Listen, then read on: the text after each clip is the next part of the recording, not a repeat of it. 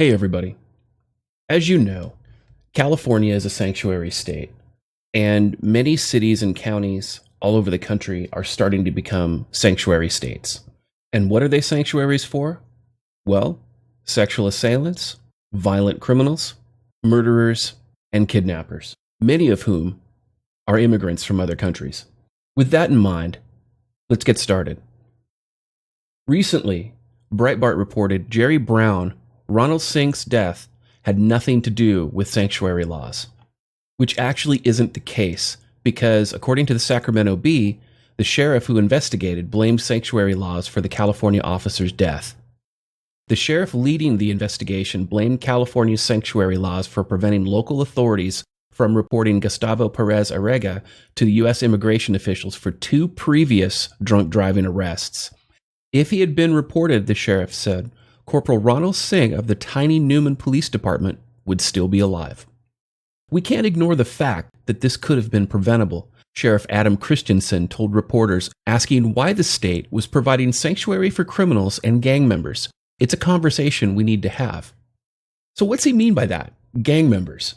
Well, when you go a little bit farther down, it turns out that the murderer actually had gang affiliations. In fact, if we jump over from the Sacramento Bee to the Tribune of India, of all places, the subject who exchanged fire with the officer had claimed to be involved in a criminal gang called the Sureños and was trying to escape to Mexico. And he wasn't acting alone. Now, apparently up to 9 others were arrested as either participating or aiding and abetting this gang shooter. But I wasn't able to find the actual article talking about 9 because many of these articles are behind paywalls. But I found this one from Dickinson Press, where they talk about 7 others were arrested as well. And they also talk about his gang affiliation. So not only was he a gang member, the people who were helping him were gang members. And if that wasn't enough, Jerry Brown granted 143 pardons and 131 commutations for Christmas, including a handful of refugees and immigrants that he hopes to spare from deportation by scrubbing their criminal histories. I mean, again, I could see if you're going to pardon a criminal if the evidence was stacked against them, or if there was some sort of prosecutorial misconduct, or maybe they had ineffective assistance of counsel and they were wrongfully convicted. I mean, these things happen. This is why the pardoning power exists. But the problem that we have here is that you have governors and executives using this pardon power because they just don't like Trump. It's like they have Trump derangement syndrome. So what they're going to do instead is they're going to go ahead and pardon illegal immigrants, like the New York Times reports about Cuomo pardoning 18 immigrants. In a jab at President Trump's promises to crack down on illegal immigration, Governor Andrew M. Cuomo on Wednesday pardoned 18 immigrants in an effort to free them from the threat of deportation or other immigrant-related issues. Being held accountable for being criminals. Maybe that's something that he wants to pardon them for, because really that's what he's doing, right? When you're a governor or even a president and you pardon these types of criminals for these crimes, what you're saying is that you would prefer to have these criminals continue to victimize innocent, law-abiding American citizens rather than have them be held accountable for their crimes and be deported back to their home countries, all because you don't like the president. It's like these governors are attempting to compete to be the biggest 5-year-old in the room. And again, you have to remember, this is happening because they disagree with Trump. These people should never be allowed to hold public office again. They are putting their constituents at risk. They are putting American citizens at risk. And we've already seen a lot about what happens when you let illegal immigrants run rampant through your country. We have child victimizations. We have intimate assaults of women.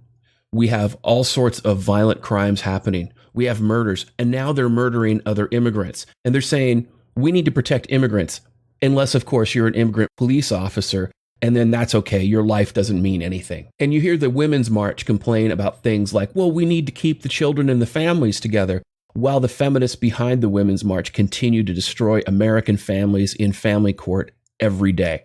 One of feminism's main goals is to destroy the institution of marriage, and they do that all over the United States. Through false allegations, through discriminatory conduct in divorce court, and a variety of other unethical misconduct. And yet they turn around and they virtue signal how they want to protect illegal immigrants. Look, when you're an elected official, your job is to protect your citizens. It's not to protect people from another country. It's not to protect people even outside your constituency. It is to protect your citizens. If you're the governor, whether it's of California, New York, Texas, doesn't really matter where it is, right? The voters put you in that position because they trusted your judgment. And letting convicted criminals out into the street because you're upset at who the president has to be and you don't like his policies, that is not only unethical, it's completely irresponsible, and I believe it's a violation of your public office. And then, if that weren't bad enough, you now have cities in California. And this is why, by the way, this is one of the reasons why I call California dog shitistan. Because to live there is to live in dog shit, okay? Sacramento plans to pay gang members $1.5 million to keep the peace, okay? So instead of giving that $1.5 million to law enforcement, this is an older article, but instead of giving that $1.5 million to law enforcement to keep the peace, they're going to give it to the criminals as protection money. How bad has gun violence got in Sacramento, California? City leaders now plan to pay gang members $1.5 million for a ceasefire. The program offers gang members cash stipends for graduating from school and generally staying out of trouble. The $1.5 million in cash stipends to gang members will come from the city's general fund. And Sacramento isn't the only city doing this. Okay? Richmond, California is doing this as well, according to Fox News. They're paying people not to commit crimes. Okay? They're paying protection money, basically.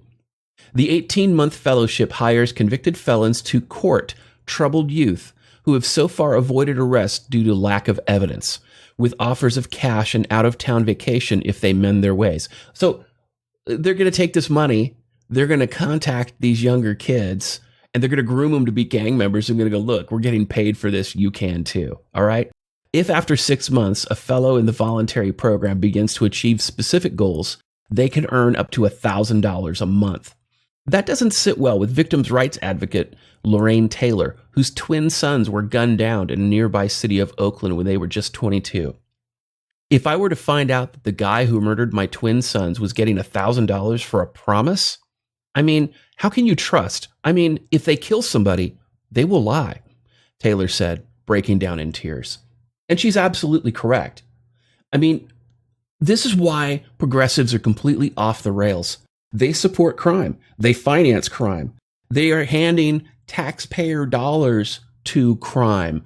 And then when, despite their best efforts, these people get convicted of crimes, you have idiots like Jerry Brown and Como just releasing them from jail. Because, you know, heaven forbid these criminals get held accountable. It's more important to go, take that, Trump. Take that. We're going to go ahead and victimize our populations because of you. Yeah, that's the reason. Like I said earlier, this is completely unethical. This is wrong. And this pattern of behavior makes it very clear that progressives' new platform is to finance crime in an effort to overthrow our government by any means necessary.